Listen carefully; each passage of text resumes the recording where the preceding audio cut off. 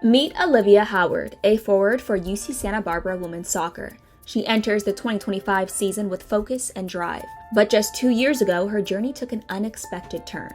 As an incoming freshman, she underwent a heart procedure for a congenital condition, an experience that broadened her purpose. I was having my physical done going into my freshman year, and I got an EKG done. It was the first EKG I'd ever had performed on me. I went to meet the doctor, and then he kind of told me that something came up in the EKG and he hadn't seen it before, and that I was going to need to see a cardiologist. Howard soon found out she was diagnosed with Wolff-Parkinson-White syndrome, a congenital heart defect where an extra electrical pathway exists, causing rapid heartbeats. I got a heart ablation on July 31st, right after my physical. It was only 4 days after my physical, I believe. And then after my heart ablation, I took about 4 days off, and I was able to compete 4 days later. With surgery behind her, Howard returned to the soccer field stronger, not just physically, but with a new mission. It just made me realize how short and special the time I get to play is, and it was a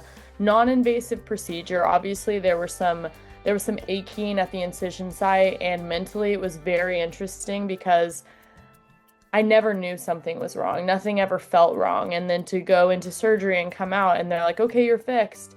It doesn't really feel like anything changed. I think that's the thing about this whole congenital heart defect thing that's interesting is so many people, it goes undetected and they don't realize how easy of a fix it is.